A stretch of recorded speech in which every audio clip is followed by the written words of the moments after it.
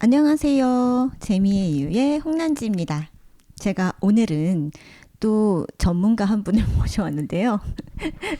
이번에도 전문가로 활약해 주실 양세준 작가님을 모시고 마감 전문에 대한 이야기를 들어보려고 합니다. 안녕하세요, 작가님. 안녕하세요.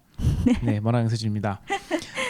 사실 마감 전문가로 나와서 이제 마감과 관련된 이야기를 해달라고 말씀해 주셨는데 사실 마감 전문가라는 말은 좀 그냥 우리끼리 우스갯소리로 하는 얘기지만 네, 사실 모든 만화가가 다 마감 전문가라서 그렇죠. 그렇죠. 그래서 사실 연재를 하고 계시거나 연재를 경험해 보신 작가님들이라면 다들 전문적인 자기만의 노하우들이 다 있으실 텐데 이 채널 보고 계신 분들 중에는 분명히 만화가 지망생이시거나 혹은 이제 뭐 단편은 그려봤지만 장편은 그려본 적이 없으시거나 하시는 분들도 많으실 거라고 생각이 들어요. 그럼요. 그래서 그런 분들 입장에서는 저희 학생들도 되게 비슷한 생각을 많이 하는 것 같은데 네, 도대체 주간 연재를 어떻게 하는 거지? 라는 생각을 그쵸. 많이 하거든요. 네네. 되게 살인적인 작업량이다라는 이야기를 많이 들었기 때문에 다들 저게 가능한가? 어떻게 저렇게 하지? 라고 생각하시는 분들이 많은 것 같아서 그냥 뭔가 노하우랄까 그런 얘기들을 좀 전해드리려고 나왔습니다. 네, 잘하셨습니다. 네, 우선 이렇게 말씀을 해주신 것처럼 많은 분들께서 아마 시간 관리를 어떻게 하는지에 대해서 궁금하신 점이 많을 거라 생각을 하고, 그건 나는 이렇게 시간을 허투루 쓰고 있는 것 같은데, 저렇게 일을 많이 하시는 분들은 어떻게 작업 시간을 확보하는 거지? 어떤 빈틈에 저런 작업을 하는 거지? 뭐 이런 좀 궁금증이 분명히 있을 거라는 생각이 들거든요. 저도 그런 질문을 되게 많이 받아봤어요. 그래서 저 질문을 왜 나에게 하지? 라고 처음엔 저도 좀 이해가 안 됐거든요. 내가 시간 관리를 하나? 뭐 이런 식의. 네, 그래서 되게 답하기가 어려웠는데 그때 답을 하려고 막 정리를 하다 보니까 다른 분들도 요 정도로 하겠지라는 생각과 아니야, 나는 너무 관리를 안 한다. 다른 분들은 어떨까라는 생각도 들면서 뭔가 요런 부분에 대해서도 노하우를 나누면 좋겠다는 생각이 들어서 네, 기획을 해봤어요. 네, 양세준 작가님 그 전문가로 활약을 하시는 가운데 네, 또 교수님으로서 교육도 매진하고 계시고, 네, 신작도 준비하고 계시고, 해야 네, 되는데. 하고 계시잖아요. 그렇겠죠? 네. 네. 그런 가운데 또 어떤 즐거운 재미를 느끼고 계신지 궁금한데요.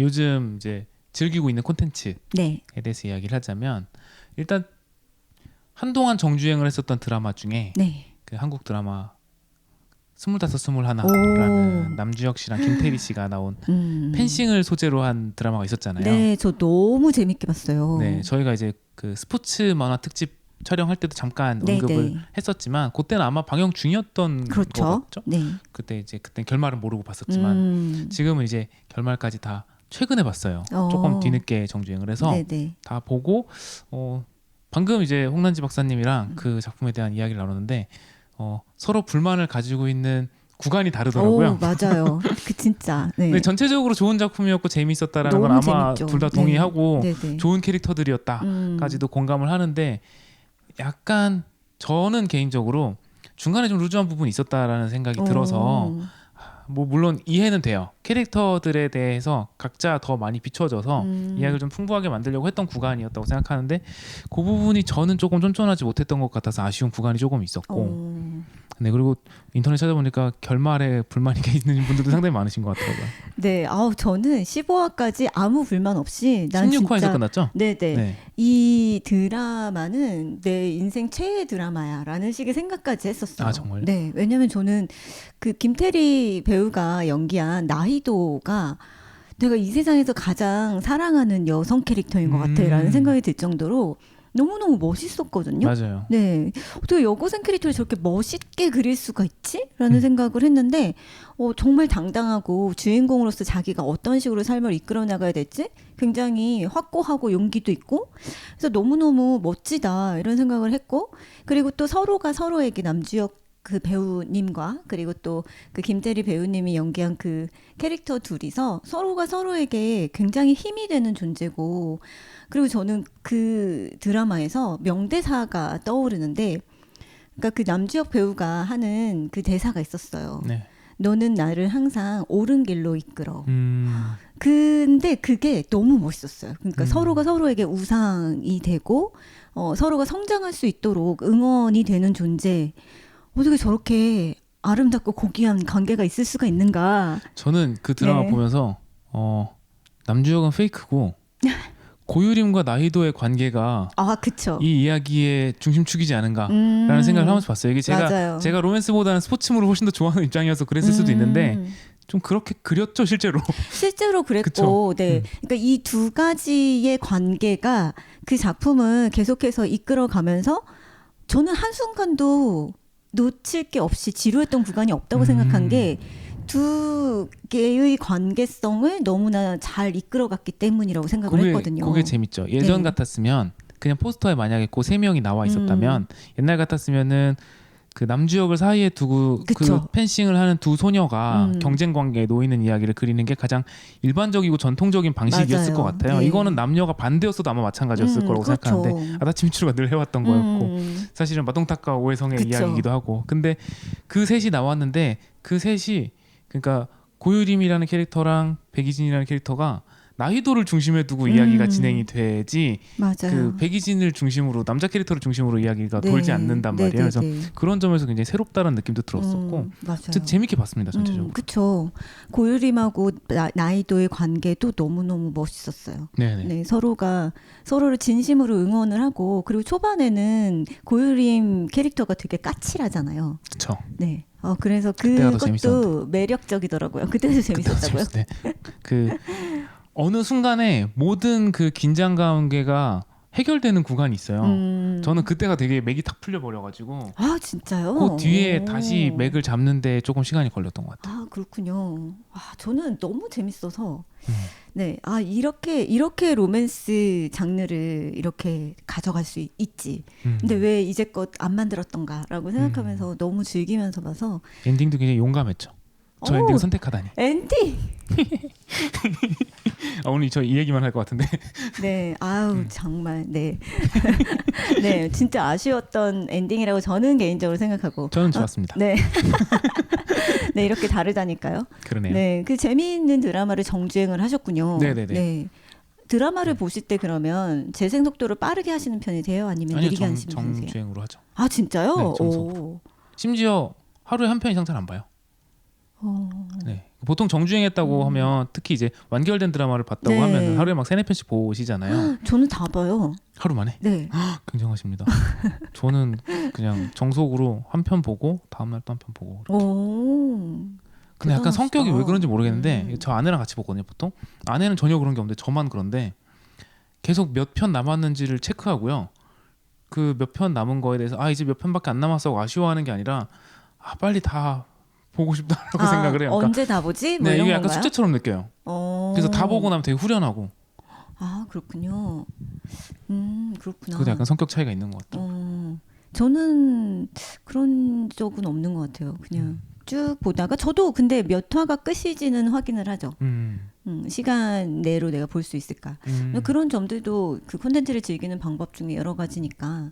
네. 그리고 지금 이제 장편 드라마에 대한 이야기였다면 네. 하나는 이제 단편 만화 너무 재밌게 본 작품이 하나 있는데 네네네. 최근에 이제 SNS에서 작가님들이 굉장히 많이 추천하고 있는 작품일 거예요. 뭔가요? 단행본 한 권짜리 만화인데 네. 후지모토 타츠키의 룩백이라는 만화인데 이제 체인소맨 작가님이시죠. 네네네. 굉장히 화제의 작가인 네. 분이 그리신 만화고 만화를 그리는 소녀들에 대한 이야기인데 굉장히 재미있고 이것도 엔딩이 굉장히 먹먹해요. 그래서 보신 작가님들 대부분 비슷한 생각하셨을 것 같은데 자기 지망생 때 생각도 다들 많이 나셨을 것 같고 그런가 하면은 단권짜리 만화 하나 그리고 싶다라는 생각도 되게 많이 들게 하는 작품이어서 되게 작가님들이 특히 좋아하는 작품이었던 것 같아요. 저도 아직 못 봤는데 한번 봐야겠네요. 네. 네, 저 같은 경우는 요 아주 최근에 어젯밤에 그 양혜석 작가님의 나오세요 로미오를 네. 완전히 끝까지 봤어요. 그러니까 초반에 한 시즌 1에 그 완결 전까지 봤었던 것 같아요. 네네. 그 계속 따라가면서 보다가 나는 성격이 급해서 이거를 못 따라가겠다.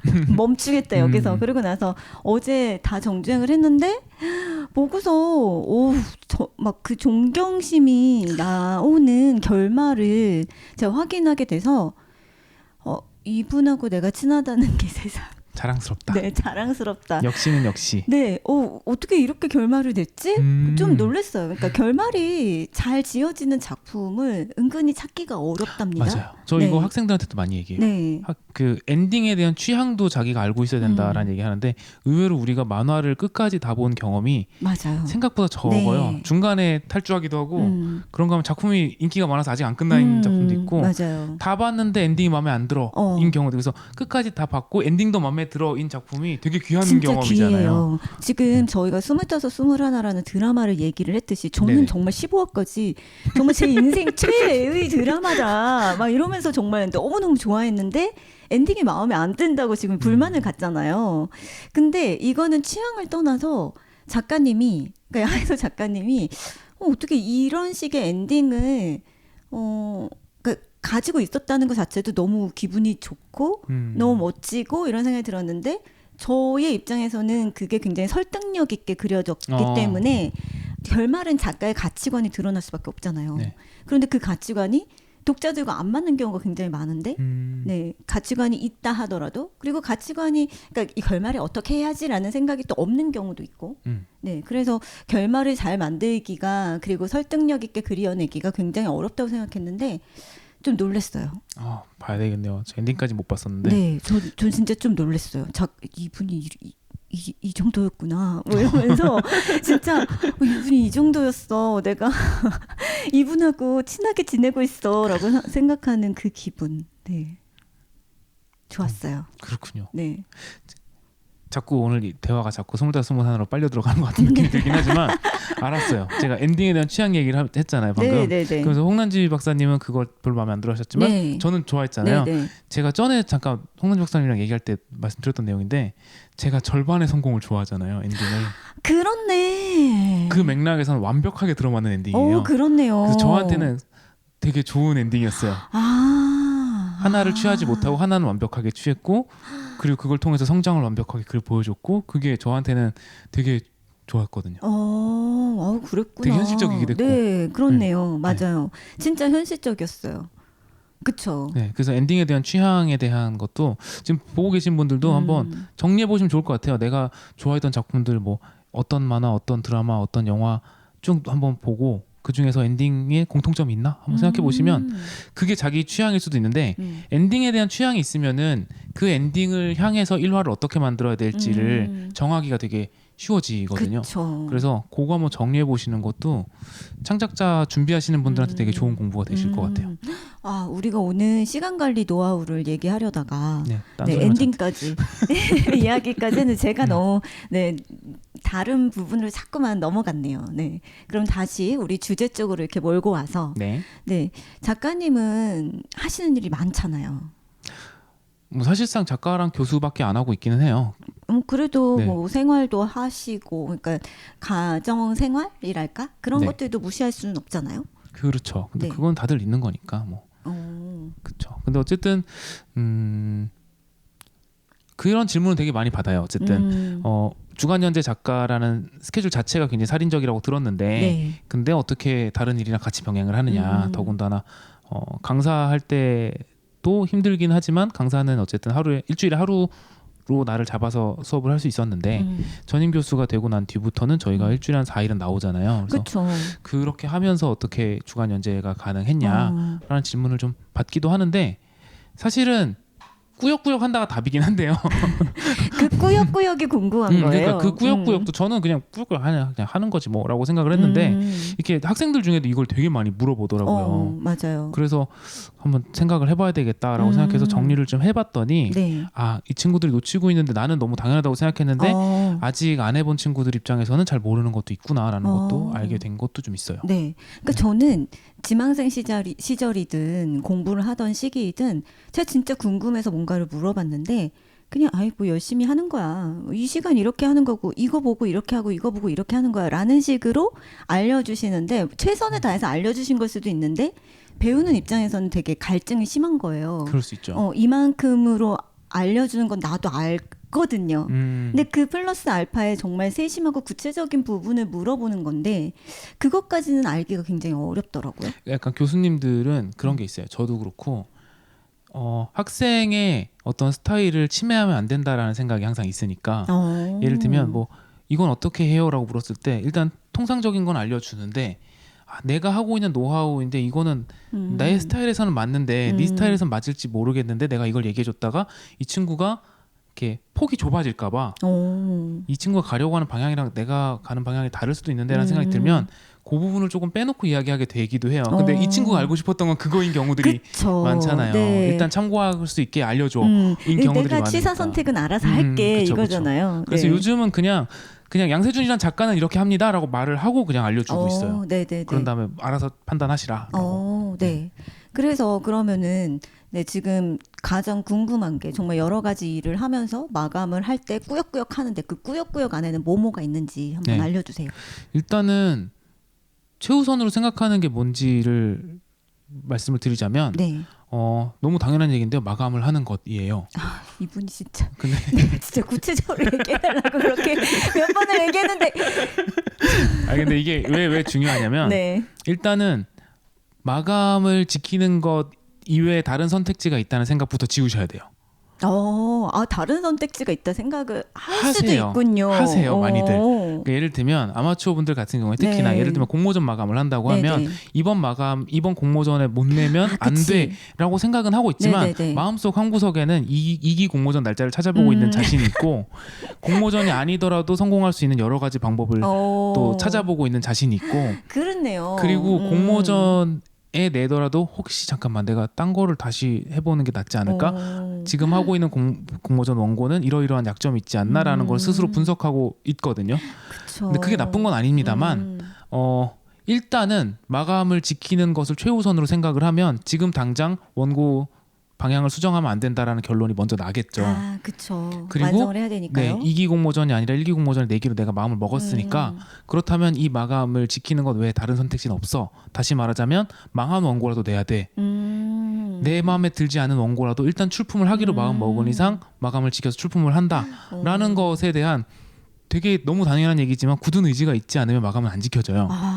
왜냐하면 그렇네요. 사실 대부분의 프로 작가들도 그렇지만 마음에 드는 원고를 항상 하고 있는 사람은 없거든요. 그럼요. 늘 시간에 쫓겨서 그 안에서 최선을 다하는 게 중요한 거지. 네. 완벽한 것을 내보내려고 하면 아직 경험이 적은 입장에서 그런 건 될 리가 없는 거잖아요. 그래서 일단은 마감을 지키는 것을 최우선으로 생각하는 것이 제일 먼저예요. 이게 되게 당연한 거일 수도 있는데 친구 생일도 있고 내 컨디션 문제도 있고 더 좋은 아이디어가 떠오를 때도 있고 혹은 이 공모전보다 더 좋은 기회가 생길 수도 있고 기타 등등 다양한 이유들이 머릿속에서 맴도는 게 정상적인 거거든요. 그럼요. 근데 일단은 정했으면 낸다라는 것이 우선시 돼야 돼요. 이게 되게 이분이 또 세심한 거 안 가르쳐 주시려고 하네. 노하우 안 푸시나? 라고 생각해서 화를 내려고 했는데 그게 아니었네요. 정말 마인드 세팅 자체를 네. 다시 재점검해봐라 라는 얘기인 것 같아요. 네네. 근데 말씀하신 대로 내가 이 공모전에는 무조건 낼 거야. 내가 여기 마감 시간에는 무조건 지킬 거야 라는 생각을 한다면 그 목표에 맞춰서 어떻게든 지켜야 된다라는 말씀을 해주신 건데 근데 정말 기본적이고 정말 중요하네요. 공모전은 출품이 목표여야 돼요. 네네네. 그러니까 이걸 내서 대상을 받을 거야를 목표로 삼으시면 안 돼요. 왜냐하면 대상은 내가 따내는 게 아니라 저쪽에서 맞아요. 주는 주어지는 거잖아요. 거죠. 저쪽에서 선택하는 거예요. 그게 단순히 실력순으로만 뽑히는 게 아닐 수도 있고요. 어떨 때는 뭐 내정이 돼 있다 이런 얘기는 아닙니다. 네. 그런 얘기가 아니라 지금 당장 필요로 하는 장르가 있기 때문에 저 작품의 손을 나보다 더 먼저 들어줄 수도 있는 거고 그건 모르는 일이거든요. 항상. 근데 공모전에 또 기준이 있을 거고 뭐 심사위원마다 취향이 있을 거고 네. 그런 부분들까지는 우리가 어떻게 커버할 수가 없지만 마감을 지켜서 원고를 제출한다까지는 내 선에서 해결할 수 있는 부분이잖아요. 그래서 일단은 공모전의 목표는 출품으로 잡으시라라고 늘 말씀을 드리고 망한 원고라도 내시는 게 훨씬 좋아요. 그래야지 내가 뭐 때문에 망했는지 분석할 수 있고 그쵸. 어느 구간에서 시간을 오래 잡아먹었는지를 스스로 알 수 있어요. 그게 잡히지 않으면 다음 공모전에서 똑같은 짓을 또 하게 됩니다. 그리고 연재 작가들도 마찬가지인데 연재 작가들의 목표는요 완결이어야 돼요. 그러니까 연재를 꾸준히 잘해서 완결을 내가 원하는 방향으로 내겠다를 오. 목표로 해야지 그 이상의 다른 목표를 세우면 예를 들면 이걸 드라마화 시킬 거야 아니면 이걸 100만 부 팔 거야 라든지 뭐 네이버 인기 작가의 1순위가 1위가 될 거야 같은 생각은 이거 되게 위험한 게 그런 생각을 하시면은 아까 말한 거랑 마찬가지인데 이것도 내 그러네요. 손에 해결되는 문제가 아니잖아요. 그쵸. 이게 안 되면 맞아요.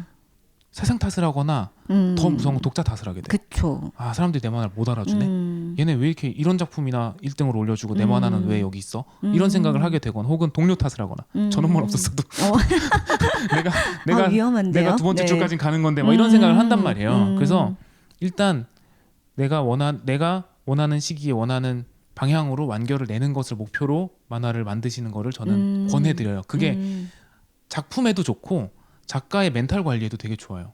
그럴 것 같아요. 네. 저도 공모전 준비하는 학생한테 비슷한 얘기를 하거든요. 네. 공모전에 낼 때는 정말 심사위원들의 취향도 무시를 못한다. 그럼요. 심사위원 분들께서는 각각 다른 작품이 좋다고 얘기를 하는 경우가 종종 생겨요. 그렇죠. 네, 근데 그렇게 다른 작품을 픽했을 때 그분이 그 작품의 취향일 수도 있다는 얘기예요. 그렇죠. 지금 네. 저희가 25, 21 가지고 얼마나 오래 얘기했습니까? 네, 그러니까요. 나는 근데 여기에서 이 부분은 마음에 안 드니까 난 다른 작품 올릴래요. 뭐 이렇게 얘기를 할 수도 그쵸. 있다는 거죠. 이게 그 심사위원이 여러 명인 이유는 네, 네. 그러라고 있는 그쵸, 거잖아요. 그쵸. 네네. 그럼에도 불구하고 다 같이 좋다고 생각하는 방향의 작품이 상을 받는 경우가 굉장히 많거든요. 네네. 늘 이런 것은 아니지만, 그러니까 이게 내 선에서 그린 사람의 선에서 만든 사람의 선에서 해결될 수 없는 일. 네. 그러니까 내가 통제할 수 없는 일에 대해서는 거기 연연을 하지 말아야죠. 네. 네. 그렇게 되면 너무 정신이 피폐해져요. 네. 근데 지금 말씀하신 것처럼 작품을 완결을 해서 내가 어쨌든 이 작품을 성공적으로 완결을 시킨다? 이건 내가 할 수 있는 일, 내가 통제할 수 있는 일. 근데 그 이외의 일들은 내가 어찌 할 수 없는 일인데 거기에 네. 가치를 두면 진짜 말씀하신 대로 되게 피폐해질 것 같아요. 네, 누군가를 탓하게 되고 세상을 탓하게 되고 그게 되게 정신을 더 안 좋게 만들고 그리고 다음 작품 예를 들면은 내가 마감을 잘 지켜서 완결까지 간다 원하는 방향으로가 목표였다면 그게 안 지켜질 수도 있잖아요. 사람이 그쵸. 사는 일인데 그러면 원인을 분석하고 그 안에서 내 성장 방향을 찾을 수 있거든요. 내가 마감이 잘 안 지켜졌던 것은 내가 콘텐츠 하는데 너무 수정을 많이 했기 때문이야 라든지 내가 채색이 오래 걸린다. 그러면 다음 원고를 할 때는 채색 작가를 따로 구하든 아니면 채색 방식을 바꾸든 어떤 방법이든 찾을 수 있거든요. 네. 근데 그게 아니라 3등을 목표로 했는데 4등이 됐어요. 그러면 방법은 이런 것밖에 없어요. 뭔가 네이버가 내 걸 더 광고를 프로모션을 많이 해줬으면 됐을 텐데 라든지 왜 내 독자들은 더 지인들한테 내 작품에 대한 입소문을 내지 못한 건가 라든지 뭔가 그런 식으로 남의 탓을 하게 될 가능성이 높아요. 그래서 인기에 대해서 연연하지 마라 라고 말해도 사실 연재 작가 그럴 수는 없잖아요. 그럴 수는 없죠. 그럴 수 순위가 없지만 보이는데. 근데 네. 그걸 최우선 목표로 삼으면 안 된다는 얘기를 드리고 있는 거고요. 그래서 최우선 목표는 마감 그리고 마감 내에 내가 지금 할 수 있는 최선을 보여주는 거 거기까지로 잡으셔야지 되는 것 같아요. 그래서 그런 마인드 세팅이 돼 있어야지 어쨌든 마감을 성공할 수 있다라고 저는 생각을 하고요. 그게 안 돼 있으면 일단 마감까지 가까이 가기가 어려워져요. 아무래도 하다가 중간에 뭔가 보여서 그만두게 되는 경우들이 많거든요. 그 뭔가 중에는 아까 말씀하신 새로운 아이디어. 그럴 수도 있고, 네. 그러니까 긍정적인 방향일 수도 있고요. 혹은 네. 내 작품의 약점이 되게 보일 수도 있고. 그러니까 새로운 아이디어를 그쵸. 다시 한다. 그렇죠. 혹은 네. 다음 공모전을 준비한다라든지 네네네. 그런 식이 될 가능성이 높죠. 그래서 그런 부분들은 조금 먼저 고민을 해보실 필요가 있겠다라는 얘기이고요. 네. 그리고 전 또 궁금한 네네. 게 하나 있는데요. 작가님도 그러면 중간에 이거 아닌 것 같은데 싶을 때가 있으세요? 늘 있죠. 그럼 그때도 그냥 우선은 마감이 최우선. 연재를 할 때는 그렇고요. 네. 기획을 하고 있는 단계에서는 조금 다양한 걸 한꺼번에 놔두고 선택을 하는 편이에요. 오. 지금 당장 요게 막히면 A 기획이 막히면 B 기획을 일단 진행하고 B 기획이 막히면 C 기획을 진행하고 하는 식으로 좀 앞서거니 뒤서거니 하면서 내 안에서 좀 여러 개를 한꺼번에 굴린 다음에 최대한 지금 당장 할 수 있는 거가 먼저 할 수 있는 게 뭔지가 확실히 정해지면 그때부터는 안 바꾸려고 하는 편이에요. 그렇군요. 네. 그 확신이 들 때까지는 여러 가지를 같이 네네. 기획을 한다. 네. 네. 그러지 않으면 약간 리프레시가 안 되더라고요. 이거 하다가 만화만 생각하고 살다 보면 아무래도 또 조금 생각이 답답해질 때가 있거든요.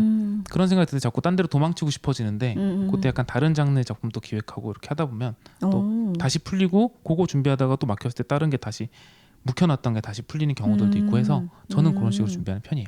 그래도 어쨌든 연재를 하겠다. 그리고 네. 공모전에 내겠다 하면은 마음에 안 들어도 무조건 강행을 네. 한다라는 거고요. 네. 네.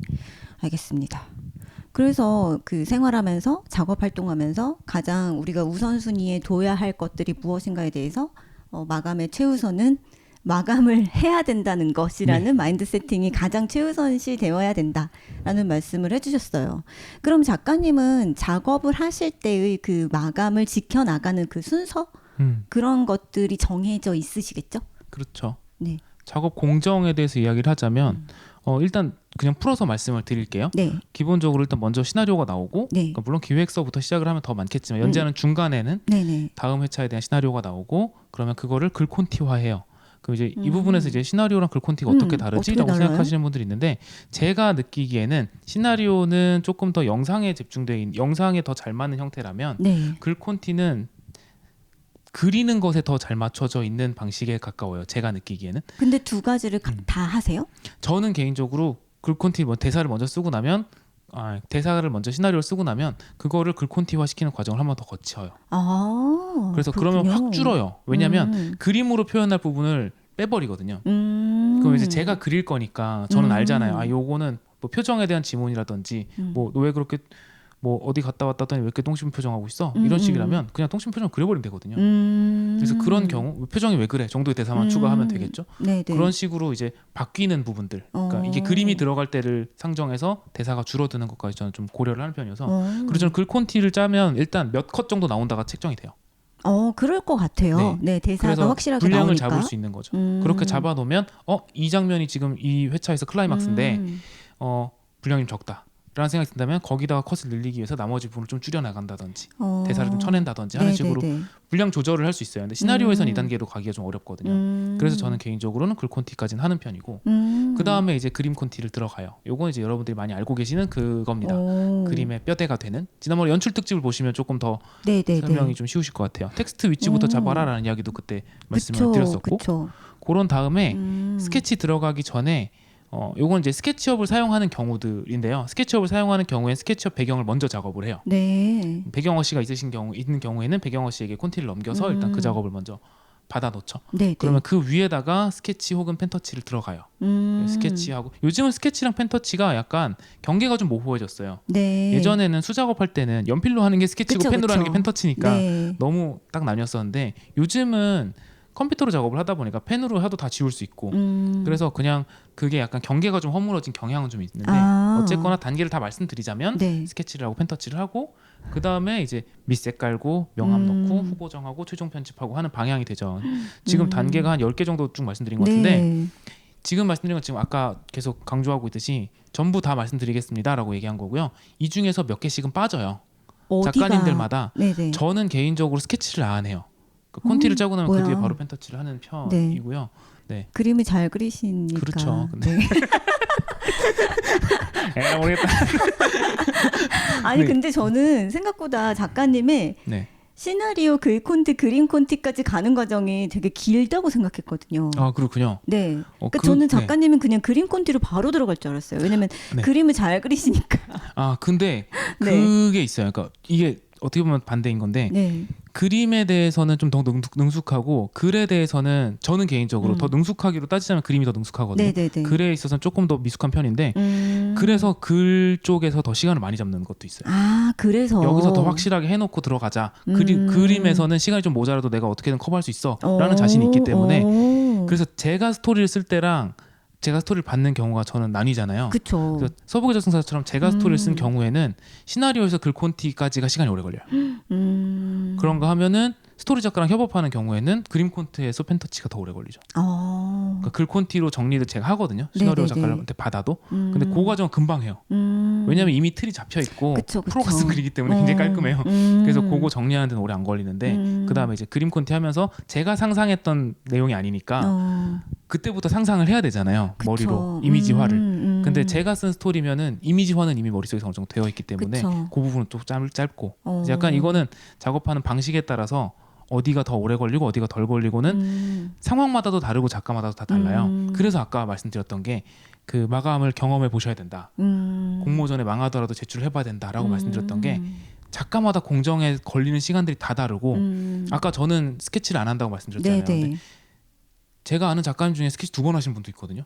스케치를 간단하게 한번 하신 다음에 한 번 더 이제 뭐 빨간색이나 파란색으로 한 번 더 하시고 그 다음에 또 펜터칠을 하시는 분도 계세요. 네. 그래서 제 입장에서는 뭐 저기서 저렇게 시간을 잡아먹지? 라고 생각하는데 또 그분 입장에서는 저한테 쟤는 글 콘티를 왜 시나리오에서도 한 번 더 쓰지? 라고 생각할 수도 있거든요. 그러니까 사람마다 공정이 다 전혀 달라요. 그렇네요. 빼먹는 부분들도 다 달라요. 저는 사실 후보정이 별로 안 걸려요. 저는 컬러로 되게 많은 작업을 하는 편은 아니라서 컬러는 되게 단순하게 하는 편이거든요. 제가 이렇게 색감에 자신 있는 편도 아니고 그러다 보니까 밑색하고 명암 들어가면 후보정은 거의 안 하고 들어가는 편인데 그 예를 들면 스케치업이랑 그 클립 스튜디오에서의 패턴 브러쉬를 많이 쓰는 예를 들면 로판 작업 같은 경우에는 후보정이 많이 들어갈 수밖에 없어요. 그쵸. 다양한 재료가 들어갔기 때문에 이걸 맞추기 위한 과정이 필요하거든요. 그래서 장르마다 작가마다 공정마다 조금 다르니까 자기 공정에 대해서는 좀 마감을 통해서 좀 정립해 보시기를 권해드리는 편이에요. 그러면 이것도 궁금해요. 지금 말씀해주신 한 10단계 중에서 어쨌든 스케치랑 펜터칠을 같이 들어간다. 그래서 거기서 시간을 줄인다라고 했을 때 이게 일주일 만에 다 해결이 되는 공정이에요? 네.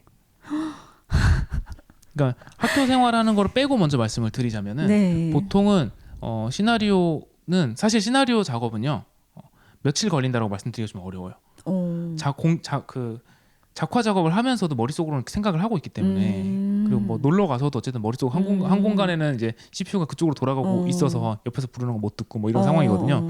그래서 조금 시나리오 작업을 하고 있을 때는 몇 시간 걸린다라고 딱 떨어뜨려서 말씀드리긴 조금 어려울 것 같고 그 글 쓰시는 분들한테 워드 앞에 앉아 있는 시간만 일하는 시간으로 책정하는 건 말도 안 되는 일이잖아요. 말이 안 되죠. 하루 종일 생각하고 계실 텐데 그러니까 그런 비슷한 느낌이라서 그래서 어쨌든 시나리오가 정리되는 데에는 글 콘티까지 합쳐서 한 이틀 정도는 걸리는 것 같아요. 그러니까 사실 그 전부터 하고 있었던 거죠. 정리가 되는데 한 이틀 걸리고 그림 콘티는 하루에서 이틀 그것도 그렇게 잡아요. 그러면은 한 3일 정도 걸렸겠죠.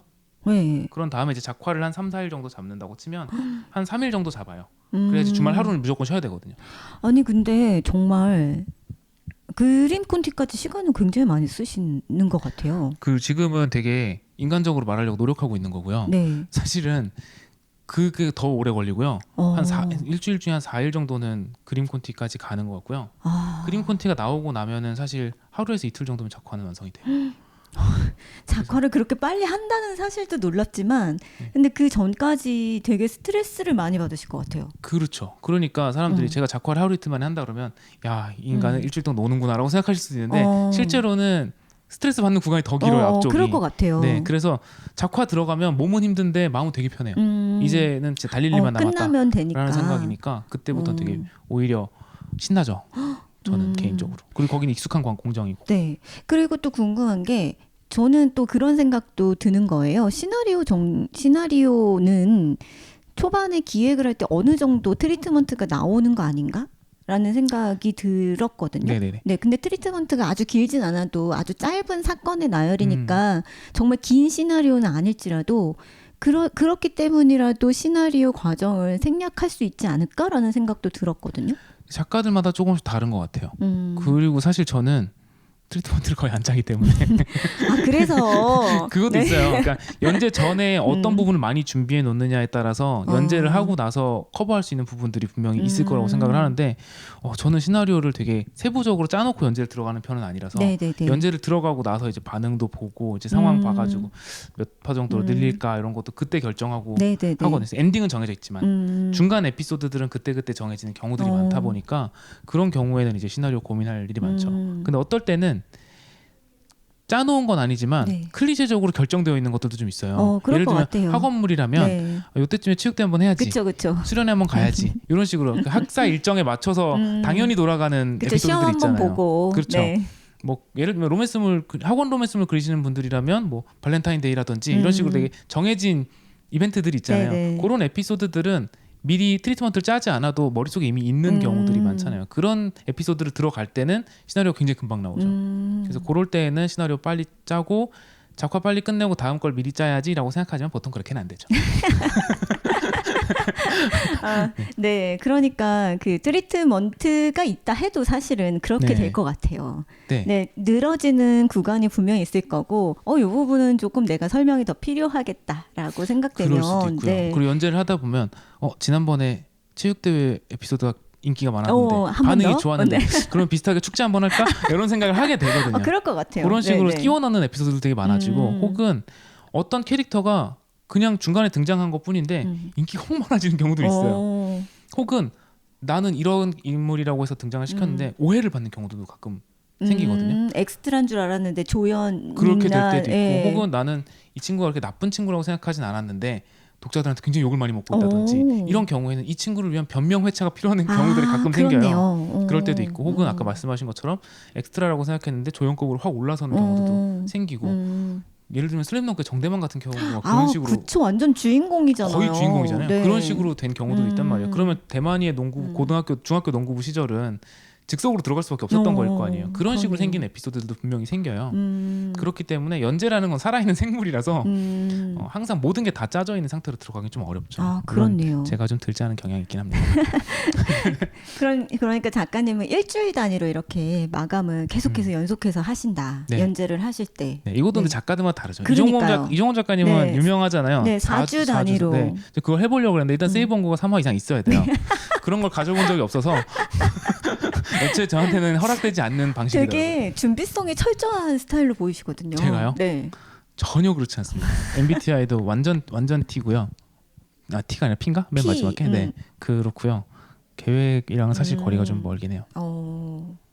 근데도 마감을 하고 있으니까 그러니까요. 계획을 막 칼같이 세우지 못하는데 주간연재 작가가 될 수 있을까 고민하신다면 저 같은 놈도 하는데. 아니 근데 계획을 짜는 사람의 입장에서는 네. 계획을 짰는데 거기에 내가 못 맞아 떨어지면 그것도 스트레스거든요. 그래서 제 생각에는 작가님 하시는 방향대로 마감은 내가 죽어도 지킨다라는 생각으로 정말 여러 번의 그 마감을 스스로 한번 해보시면 분명히 노하우가 자기만의 노하우가 생기지 않을까라는 생각이 들어요. 네. 네. 이와 관련해서 이제 저희가 이제 하려고 하는 얘기 중에 제일 중요한 게 네. 작화 시간을 줄이는 팁들이잖아요. 그렇죠. 근데 이것도 아까 말씀하신 거랑 되게 맥락이 비슷해요. 홍남지 교수님은 그 계획을 세우는 걸 좋아하시나요? 좋아하는 게 아니라 그냥 세워져요 그렇군요. 머리가 그렇게 돌아가요 자꾸. 그게 좋아하고 싫어하고의 문제가 아닌 네네네. 거군요. 그냥 세우게 되는 거군요. 네. 전날까지 내가 뭘 해야 되는 거구나. 어떡하지? 나 안 했는데? 음. 이런 걱정부터 시작해서 계속 머릿속에는 놀라운 소리 얘기 드릴까요? 네. 저도 그런 걱정은 해요. 뭐야 그럼 우리 다 피해요? 걱정만 해요. 계획은 안 세우고요. 그게 뭐가 다를까요? 걱정만 하고 계획은 안 세운다. 걱정만 계속 하고 있는 거죠. 그러다 이제 막판에 몰리면은 어떻게든 발등에 불이 떨어져야지 일을 시작한다라고 하잖아요. 저는 저도 약간 그런데. 하반신이 다 타고 나서 일을 하는 것 같아요. 그게 잘 이해가 안 되거든요. 저도 되게 스트레스 받고 네네. 걱정을 엄청 많이 하는데 근데 저는 머릿속에 계획을 세운다고 생각을 했거든요. 근데 계획을 안 세우신다고 하면서 근데 스트레스 받으신다고 하니까 계획을 안 세우는 거는 아니고요. 네. 계획을 세우는데 그렇게 세세하게 세우지 않는 거죠. 그리고 지금 하려는 얘기가 이제 제가 작화 시에 시간을 지키는 팁이라면 팁인데요. 시간을 정해놓고 그려라예요. 일단은. 그렇죠. 이것도 너무 당연한 얘기잖아요. 근데 어떤 식이냐면 말씀드리는 요지는 계획을 바꾸지 않는다예요. 이것도. 아까 처음에 마감을 지키는 것 이외에 다른 선택지가 없다고 생각하라고 했잖아요. 네네네. 이거랑 같은 맥락인데요. 맞아. 예를 들면 일단 자기가 하루에 몇 시간 일하는지 알아야 돼요. 아까 제가 작화를 한 3일 한다라고 말씀드렸잖아요. 요즘 넉넉한 거긴 한데 3일 한다고 치면 하루에 만약에 내가 8시간을 일한다 라고 생각을 해보면 8시간 동안 8페이지를 그려야 돼요. 예를 들어서 그쵸. 8페이지에 만약에 펜터치를 해야 돼요. 그러면 정확히는 이제 만약 16페이지의 원고잖아요. 그러면 8바닥이 되거든요. 2페이지가 한 바닥이니까 한 장이니까 그러면 8바닥이라고 치고 그러면 예를 들어서 1시간에 한 페이지씩 스케치를 하겠다라고 생각을 했어요. 그러면 12시에 시작하면 저녁 8시에 끝나겠죠. 네네, 그쵸. 그냥 단순하게 생각하면 네네. 뭐 중간에 밥 먹고 그런 거 시간 빼고 그냥 네네. 단순하게 생각하면. 근데 그러면 만약에 2시간이 지났어요. 1시간이 지났어요. 1시가 됐어요. 그럼 1페이지가 끝나 있고 저는 2페이지 첫 컷을 그리기 시작해야 되잖아요. 네. 근데 보통 그렇게 안 되잖아요. 안 될 수 있죠. 네. 보통은 이게 사람도 자동차처럼 가속 특화되는 시간이 필요하기 때문에 처음엔 느려요. 그러면 분명히 첫 페이지에 5컷이라고 치면 10컷이라고 치면 두 바닥이니까 만약에 7컷밖에 못 그렸는데 1시가 돼버렸어요. 그러면 보통 무슨 짓을 하냐면 계획을 다시 세워요. 그렇죠. 근데 저는 그게 너무 싫어요. 계획을 다시 세우면 이게 매 페이지마다 매일 그 짓을 해야 되거든요. 그렇죠. 그럼 하루에 그것만 8번을 해야 돼요. 거기에 들어가는 시간이 얼마예요, 사실은. 그래서 일단 1시간이 지났으면 7컷밖에 안 그려서도 두 번째 페이지에 첫 컷을 그려요. 아. 3컷 그냥 비워놓고. 오. 그리고 두 번째 페이지를 그려서 만약에 8컷을 그렸는데 그럼 속도가 조금 빨라진 거죠. 아까보단. 네네네. 3시가 됐어요. 네. 2시가 됐어요. 그러면 또 넘어가서 세 다음 세 번째 페이지를 페이지를 시작하는 거예요. 네. 그렇게 하면 어느 중간부터는 속도가 붙어요. 오. 그래서 어느 한 4페이지, 5페이지 정도 가면은 시간이 남아요. 시간이 남기 시작해요.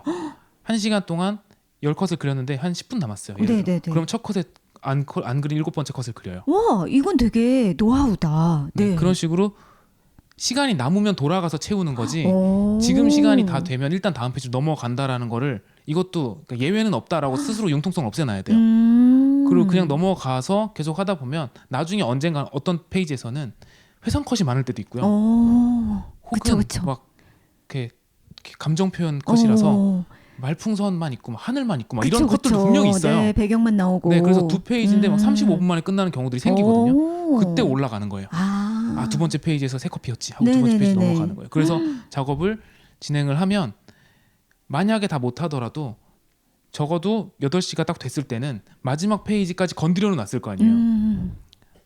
막 구멍이 뽕뽕뽕 뚫려 있겠죠. 네네네. 그래도 끝나 있잖아요. 네. 그러면 사실은 8시간이라고 했지만 9시간으로 잡아 놓은 거예요. 그래서 나머지 1시간은 메꾼다 라고 잡아놓고 들어가는 거예요. 그렇게 되면 적어도 1페이지부터 4페이지까지는 됐는데 5페이지부터는 텅 비어있고 이런 상황은 안 발생해요. 근데 이거 되게 좋은 것 같아요. 마음의 부담이 훨씬 적어질 것 같아요. 이게 그 학생이셨던 분들이거나 학생분들이거나 네. 고등학교 다 생활을 해보셨으면 중고등학교 생활을 해보셨으면 다들 공감을 하실 텐데 네. 중간고사가 만약에 언제예요? 한 달 전이에요. 그럼 한 달 전에 우리는 다 계획을 세우죠. 그렇죠. 지금부터 15과목을 시험 보니까 지금부터 이틀에 한 과목씩 해치우면 나는 이번엔 성적이 확 오를 거야 라고 생각하고 정신 차려보면 20일 남았어요. 그쵸. 그럼 계획을 다시 세워요. 그러면 20일에 맞춘 계획을 세워요. 그러면 좋아. 그러면 이제부터는 3일에 2과목이야. 이렇게 계획을 세우죠. 그랬다가 15일이 남아요. 그러면 하루에 한 과목이야. 계획을 계속 바꾸다가 결국은 시험장 가가지고 보고 있거든요. 그치, 맞아요. 근데 이런 경험이 다 있잖아요. 네. 근데 마감도 똑같은 짓을 매주 하게 돼요. 이번 컷 계속 이번 페이지 하고 나면은 시간이 언제 이렇게 됐지?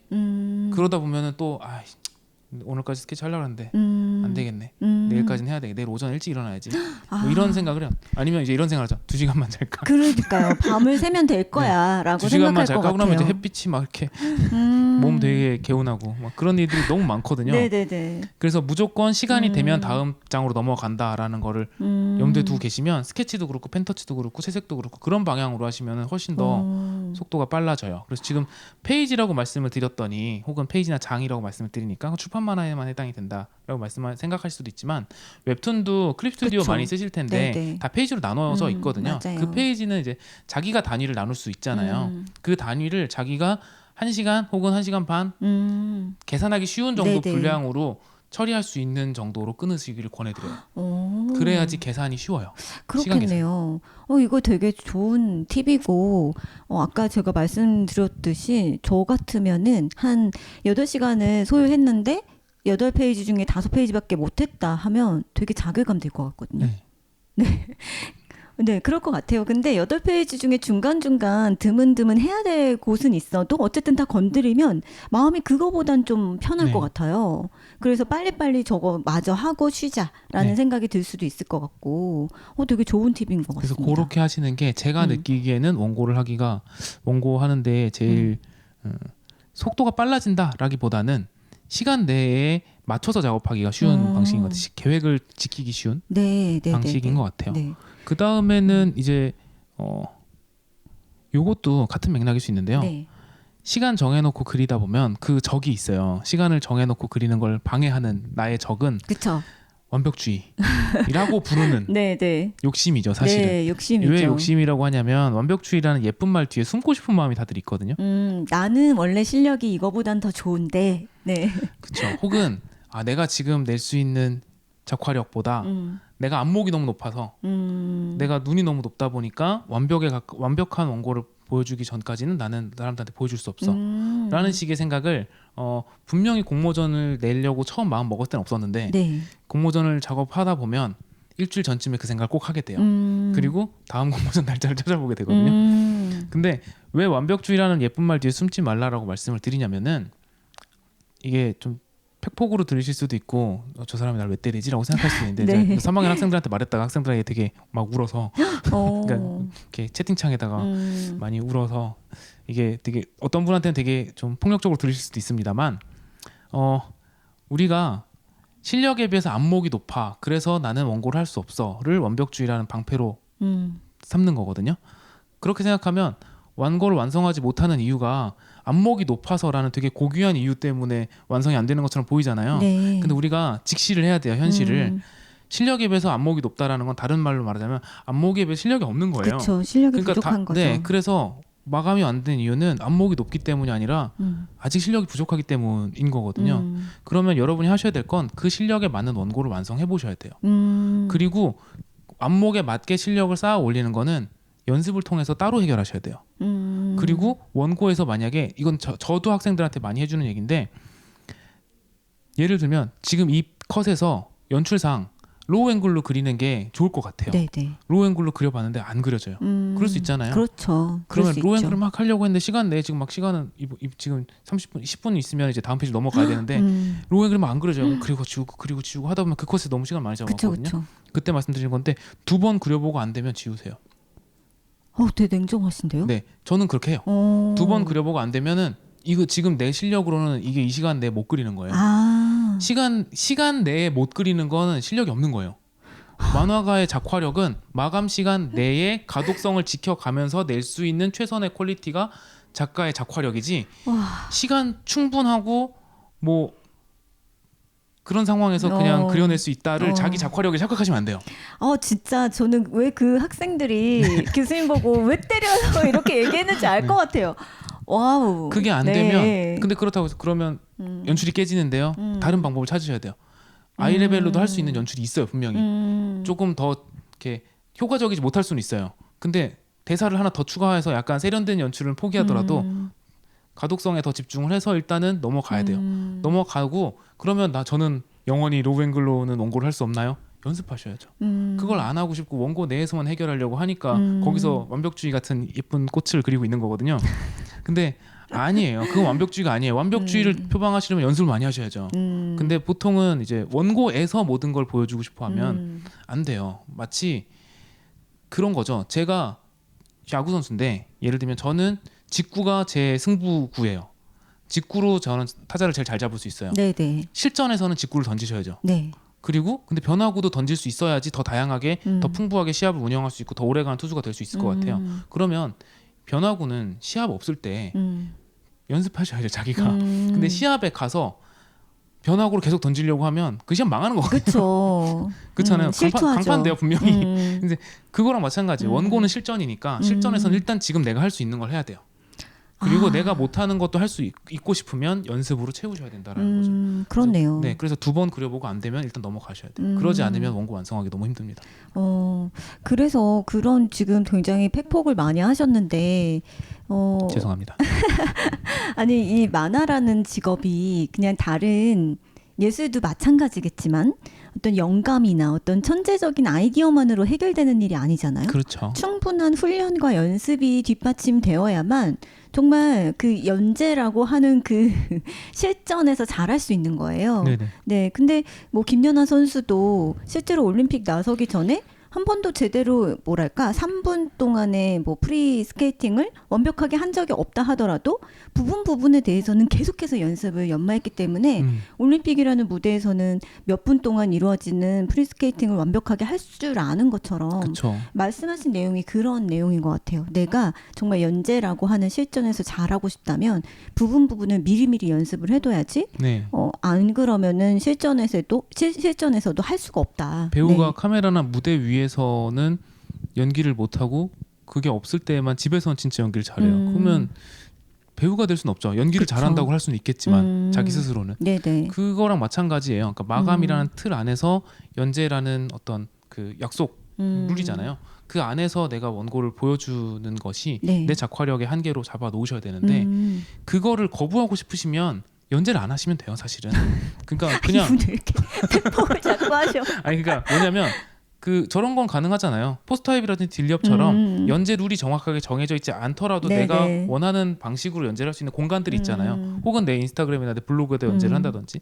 근데 내가 원고료를 받고 사람들이 가장 많이 보는 공간인 포털 사이트에서 연재하는 걸 꿈꾸고 계시다면 적어도 거기에 맞는 그 룰에는 맞춰서 내가 작업을 할 수 있는 방식까지는 인정을 하셔야 되는 것 같아요. 네. 죄송합니다. 아니에요. 맞는 말씀이신 것 같아요. 이런 얘기를 어디 가서 듣겠어요. 어디서는 들으실 수 있겠죠. 저는 그리고 어떤 작가님께 그 얘기는 들었어요. 나는 일주일에 이틀, 3일 정도는 놀아야 된다. 최소 이틀은 놀아야 되기 때문에 나는 그 안에서 완성할 수 있도록 최대한 컨트롤 Z를 안 쓴다. 그건 저도 그래요. 네네네. 네. 그래서 그걸 굉장히 그분도 비슷한 말씀을 하셨던 것 같아요. 한 두 번 그려줘서 안 되면 그냥 다음으로 넘어가야지. 네. 그래야지 내가 놀 시간이 확보가 된다. 네. 근데 그게 되게 명쾌했었거든요. 네. 그게 그분이 완벽하고 싶거나 잘하고 싶다는 마음이 없어서가 아니라 우선은 마감이라는 것이 아주 기본적으로 세팅이 되어 있고 그 안에서 내가 이것을 즐겁게 연재를 계속 지속해 나가려면 내가 일주일에 이틀 정도는 무조건 쉬어야 된다.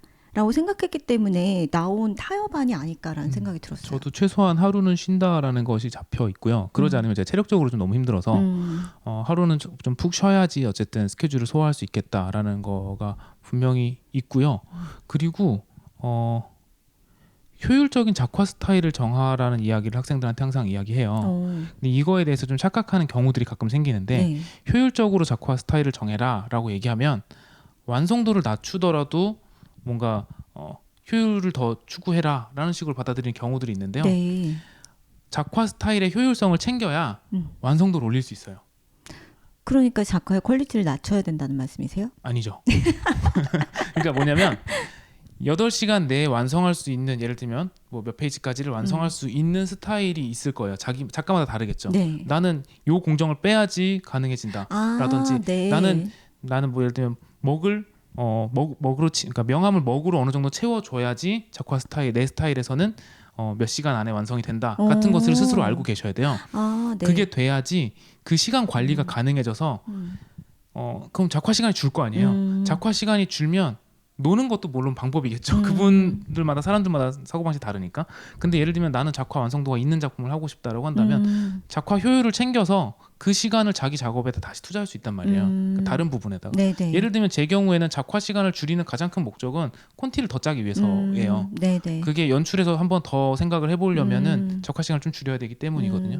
그러니까 어떤 부분에서 효율을 추구한다거나 어떤 공정을 빼먹는다는 것이 단순히 작품의 완성도를 등한시하는 그런 문제가 아니라 더 작품을 잘하기 위해서는 자기한테 맞는 효율을 챙겨야 된다라는 얘기예요. 네네. 그래서 작화 스타일에 있어서 작화 어떤 효율을 챙기는 것은 그것이 뭔가 작가주의적이지 못하다거나 되게 뭔가 프로답지 못한 행동으로 생각하시는 분들이 간혹 있어서 이 얘기를 좀 부연으로 드리는 건데 전혀 그렇지 않고요. 항상 생각하는 건데 이게 아까 완벽주의라는 예쁜 말 뒤에 숨지 말라는 얘기를 드렸잖아요. 그러니까 연재 작가가 프로 작가가 추구해야 되는 거는 저는 완벽은 아닌 것 같아요. 저도 그렇게 생각해요. 왜냐면 그건 추구해도 네. 어쨌든 닿을 수는 없고 그냥 먼 미래 언젠가에 그냥 이데아처럼 놔둘 수는 있겠죠. 그냥 선한 삶처럼 정의로운 사회처럼 이상향처럼. 네, 그거는 가지고 있는 건 중요하다고 그럼요, 생각해요. 작가로서는. 내가 완벽한 네. 작품을 하고 싶어 언젠가는 가까이 다가가다가 죽을 거야까지는 그건 좋은 사고방식이라고 생각하지만 지금 내 원고에서 추구해야 될 건 최선이지 완벽은 아닌 것 같아요. 네. 그러니까 지금 이 주어진 환경 내에서 최선의 원고를 만들어내기 위해서는 어떤 효율을 챙기고 시간을 어떻게 분배해야 되고 이 앵글은 지금 안 되니까 일단 이건 연습해서 해결하도록 하고 지금 할 수 있는 걸 하자. 그러니까 그게 빨리빨리 판단이 서야지 시간 내에 작업이 가능하지 않을까라는 생각이 들어요. 그렇네요. 지금 말씀해 주신 것을 이렇게 곱씹어서 들어보니까요. 작가를 지망하시는 분들께서 항상 염두에 두어야 할 사항들이 그런 것 같아요. 내가 통제할 수 있는 범위의 것과 통제할 수 없는 것을 굉장히 잘 분리를 시켜서 네. 내가 통제할 수 있는 것에 대해서는 마음껏 욕심을 부리고 연습도 많이 하되 통제할 수 없는 것에 대해서는 너무 지나친 욕심을 갖지 않아야 된다. 그것에 대해서 뭔가 욕망을 갖는 순간 내 작품의 완성은 물론이고 연습도 제대로 되지 않을 것이라는 네. 생각이 드는데 말씀해 멘탈도 주시는 무너지기 그렇죠. 쉽고요, 오히려. 내 자존감이 무척 하락이 되겠죠. 내가 통제할 수 없는 것에 내가 지나친 가치를 둔다면요. 그렇죠. 네, 그래서 그 완벽주의라는 것도 모든 예술가가 꿈꿨지만 다가갈 수 없기 때문에 그토록 고통스러워했던 부분이기 때문에 네, 그것도 통제할 수 없는 영역이다라는 부분으로 이렇게 밀어 두셔야 될 것 같네요. 네. 지금 당장 해결할 수 있는 건 아니다. 내가 지금 완벽한 사람이 아닌데 완벽한 원고를 당장 내놓을 수는 없다라는 걸 인정하셔야 된다고 생각하고요. 그거는 그냥 진짜 이데아. 네. 언젠가는. 그 비평가 입장에서는 완벽한 작품이라고 해서 좋은 평가를 받진 않는 것 같아요. 사실 완벽한 작품이라는 게 없잖아요. 없잖아요. 누군가가 취향의 영역이니까, 보기에는 이건. 누군가 보기에는 이거 완벽해라고 생각하지만 누군가는 또 아니야 이 부분 좀 그렇잖아라고 그렇죠. 생각할 수 있기 때문에 그 완벽한 작품을 본인이 만들었다고 해서 그것이 정말로 완벽하지 못한 평가를 받았을 때 또 그 자괴감. 그렇죠. 네. 그러면 그래서 또 평론가를 탓하게 되겠죠. 왜 몰라주는가? 라고 생각. 다 알아요. 네. 그러니까 내가 마음에 완전히 든 그런 작품을 만들어도 너무 지나친 애정을 쏟게 되니까 그러니까 도망갈 구석을 한 군데는 좀 마련을 해두셔야 되지 않을까라는 생각도 들고 어떻게 하다 보니까 시간 관리 노하우에서부터 작가로서 가져야 할 태도까지 말씀을 잘 해주신 것 같습니다. 네. 네. 현실적인 거 하나만 더 말씀드릴게요. 네네네.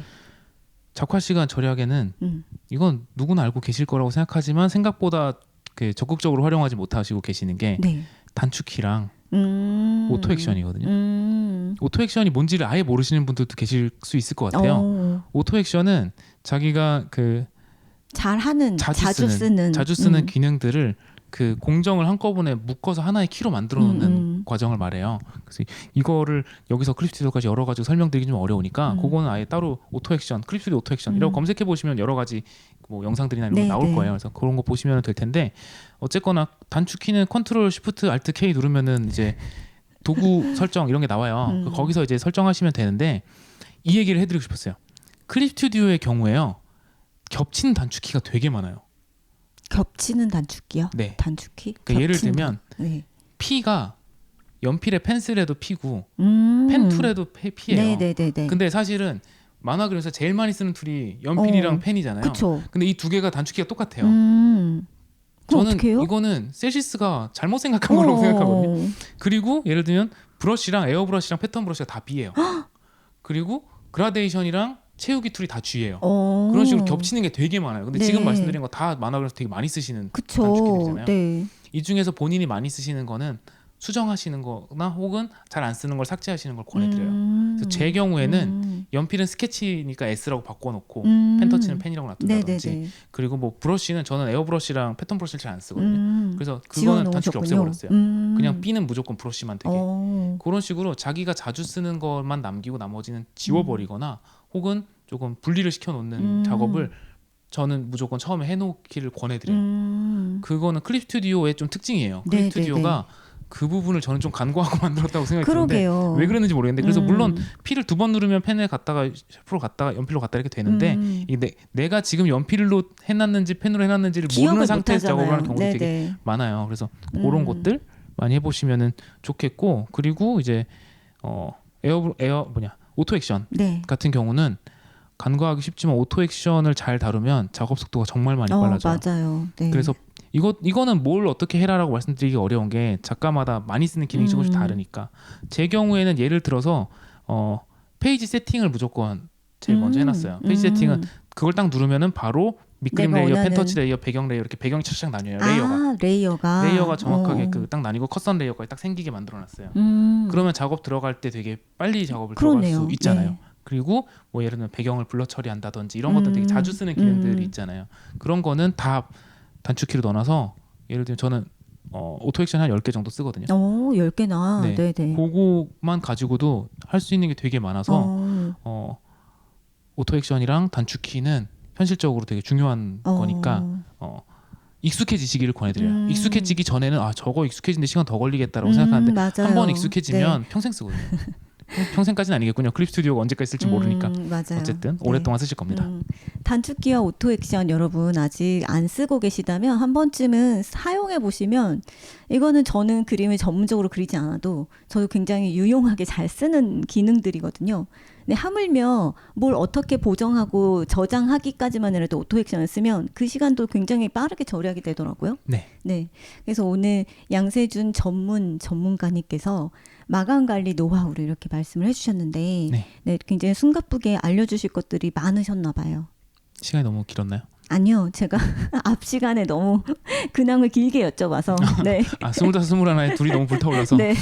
시간 관리를 제가 잘못했네요. 아닙니다. 오늘 마감 관리 노하우인데 시간 관리를 못했어요. 아닙니다. 1시간 네. 딱 맞는 거 아닌가?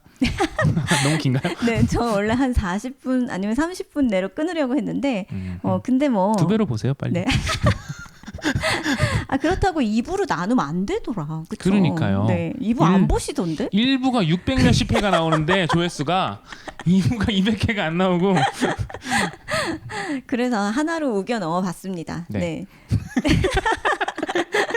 아니 정말 마감 전문가로서 그리고 또 다른 여느 분야의 또 전문가님으로서 모셔서 이야기를 나누고 싶은 것들이 너무 많은데 사실 너무 바쁘시니까 제가 한 번에 막 2화씩 찍고 그랬었는데 안 되겠어요. 그냥 자주 오셔야지 뭐. 네. 자주 오신대요, 여러분. 네.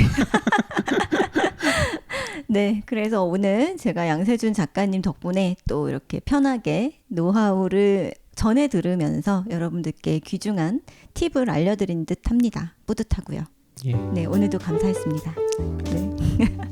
그럼 마지막 인사를 해볼까요? 네, 저는 재미의 이유의 홍란지였고요. 만화가 양세준이었습니다.